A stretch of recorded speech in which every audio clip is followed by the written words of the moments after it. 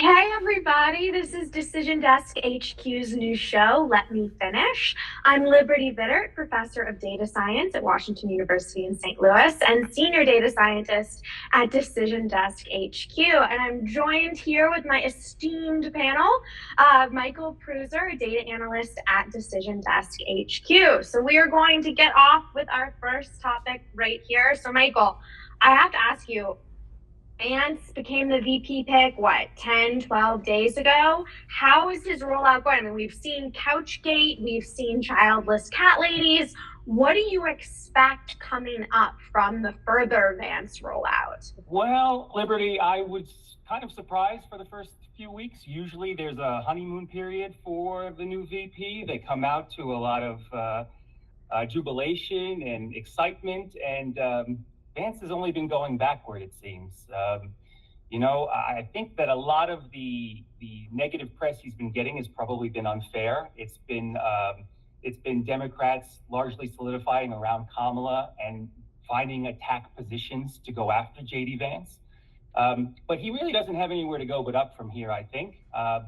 More time on the campaign trail, presenting himself as the working class forgotten man, which he's been, so focused on in his upbringing, presenting hillbilly elegy and coming from rural Ohio. So I think that it probably couldn't have gone much worse than it has over the last 10 days, but there's a lot of to get better, and I fully expect him to do so.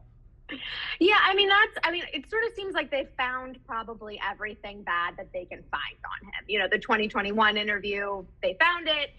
They found the couch stuff. Like there's really nothing else to find out on him. So I think that's a really good point. There's probably nowhere to go but up. Do you think there's any chance that Trump would replace him? Seems unlikely. I don't think Republicans will take that route. I think they're kind of stuck with what they have right now. Trump is somebody who doesn't typically admit defeat that quickly.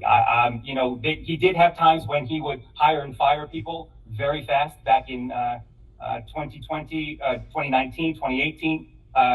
We live on Scaramucci time, as you know, which is, a unit of time these days. Yeah, how many Scaramucci's is Vance going to last? Right. Well, I think he's halfway through one right now, so he's getting there. But it seems like JD Vance is the pick, and I think that hindsight is 2020. But everybody questions whether or not Vance would have been the pick had they known that Harris was going to step in for Joe Biden. Vance is in a pick that really opens the map up. It's something that I think Trump thought of more as some sort of legacy pick where, the MAGA ideology can extend beyond him once he's finished his final term. But now you have to question whether or not that makes sense because the map has opened up for Harris. Polling has tightened. Do you think if it hadn't been Harris, I mean, if they'd had the foresight to know that it wasn't going to be Biden, who do you think they would have picked? Like, who would have been your perfect pick if you were Trump? The perfect pick for me would have probably been Youngkin out of Virginia. I think he's the moderate that opens up the map for, suburban population. That's one of the things that have been trending left hard over the last couple of years against Donald Trump. Suburban America has moved away from the Republican Party, and Youngkin could have brought some of that back. You saw him bring it back in Virginia, and it gave, opportunity in places like Philadelphia, the burbs in Philadelphia, around Wayne County, around Dane County. And I think that by taking Vance, none of that happens. And it's an unfortunate pick, I think, in terms electorally, but I think that Vance does present some upside in Appalachia, in the Rust Belt, if he can connect. Right now, it's just an it's an assault right now, and it's not really working. But I think there's opportunity for it to work. I don't know, if I were Youngkin or Haley or sort of one of these more moderate Republicans, I'd be a secret, what do they call it? Like a secret hoper or a secret bad wisher. I would not want the Trump Vance ticket to win because I would be looking at 2028, 2032 saying Vance is going to be the shoo-in Republican candidate. And I would be really hoping that they don't win so that I could go on and be the candidate. So I think it'll be really interesting to see how they handle that over the coming months. Yeah, I think so. And I think that probably leads us into our next topic, really, which is Kamala VP sweepstakes, because for a lot of the reasons that you think that people are kind of wishing against Vance Trump, I think there's a segment of the Democratic population that's doing the same thing. What do you think is the thought process right now for Harris in picking her VP, and who do you think she ultimately goes with? I mean, I think there's no doubt that if she was thinking really, I don't know whether they're going to be thinking rationally or not. You know, politics gets so emotional. I think if she picks a hard left liner, the Democrats are done. I really do. But I think that they are in the game if she picks somebody moderate.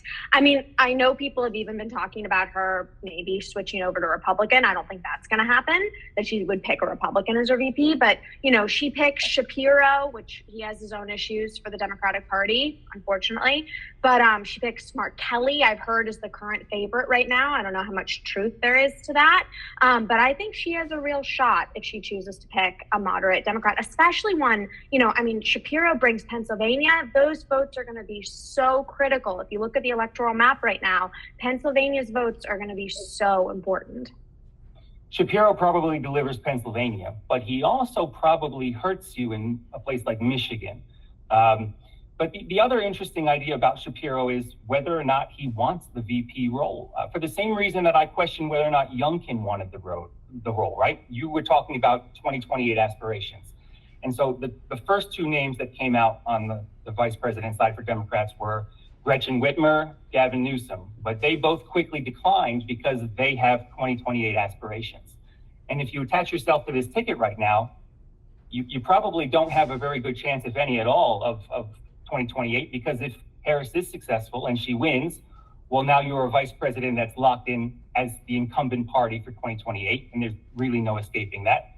And if you lose as the vice president, you've lost to Trump in 2024, and that's probably too much baggage to carry with you to 28.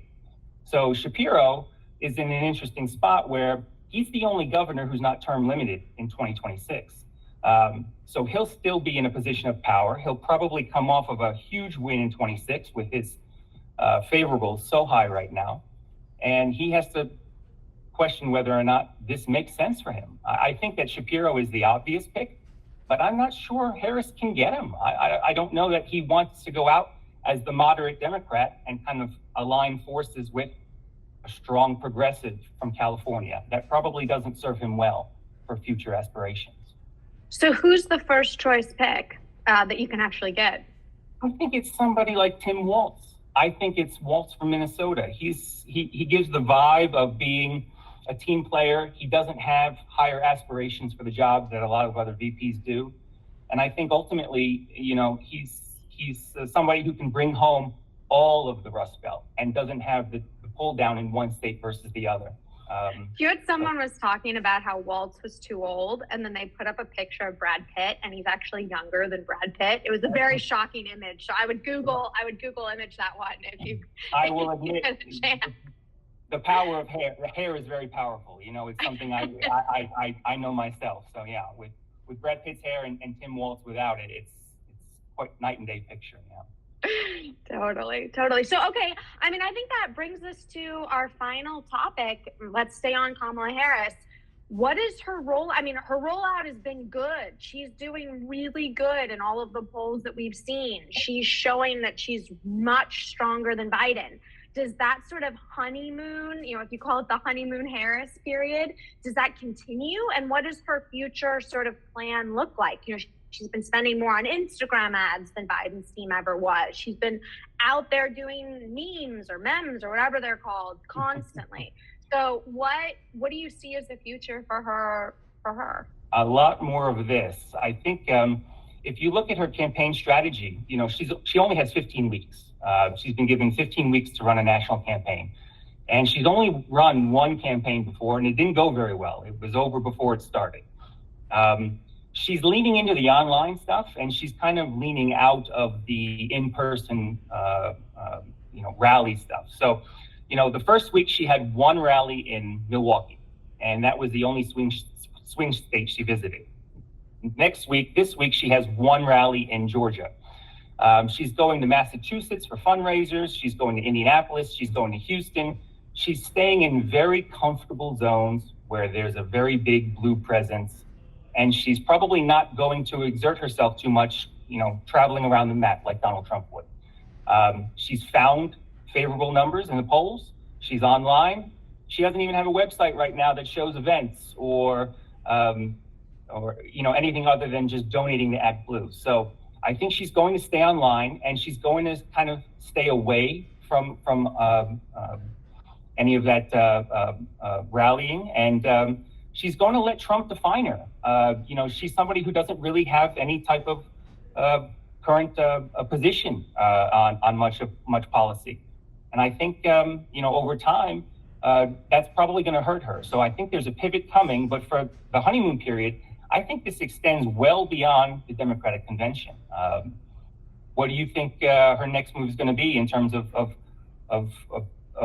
campaigning? I mean, I think you've hit the nail on the head. She's found her favorable numbers. Whether staying online is going to work or not, I think is the real question. We've seen this. How do you actually reach voters now? Is it on TV ads? I don't know if that's the case anymore. I think the Harris campaign is clearly showing that they think that it's online and that that's how they're really going to mobilize voters, is with pretty intense and pretty impressive fundraising, frankly. I don't know. I think that'll tell us a lot for political campaigns in the future, too. If this works for her, what's going to happen as we see in the future? I think the important thing, she was considered by, what was it? Was it GovTracker that she was considered the most far left senator, and then they removed it? Correct. Yeah, GovTrack. Yeah. Yeah, that's just, she has no obvious known policy on certain things, but on other things, we knew what her policies were. She was as far left as she could be. She was the border czar, which is now erased as well. So, I don't know. I think it'll be really interesting to see how the Trump campaign decides to define her. Right now, the way they're doing it is a childless cat lady. Probably not the right way. Mm-hmm. So I think once they start getting back to the real issues, immigration, war, the economy, I think then they're going to really be in a much stronger position. And the fact that Harris is only online could really start to hurt her poll numbers. Eventually, she's going to have to move to the middle somehow. I think the VP pick helps that. But the longer she takes in terms of moving to the middle, the easier it will be for the Trump campaign to assail her through, millions of dollars of advertising. She's shored up the Democratic base right now, which is why you see the poll numbers go up. They feel like they've just been risen from the dead, and that makes good sense to see everybody engaged and energized and ready to go. But these elections are typically won in the middle, and it's the independents who will ultimately make or break her campaign. And we'll see whether or not she can, moderate her positions, because, as you know, there's no shortage of clips of her taking the far left position in her 2020 campaign, and she doesn't have a lot of time to get away from that. I think those are really important points, and the perfect close to our newest episode of Let Me Finish. Thank you so much, Michael Pruser, data analyst at Decision Desk HQ. So we will be doing this show twice a week. The next one to look forward to will be coming out on Friday. Until then, please make sure to go to DecisionDeskHQ.com for all your polling and election needs. And until next time, we'll see you then. Thanks, Liberty.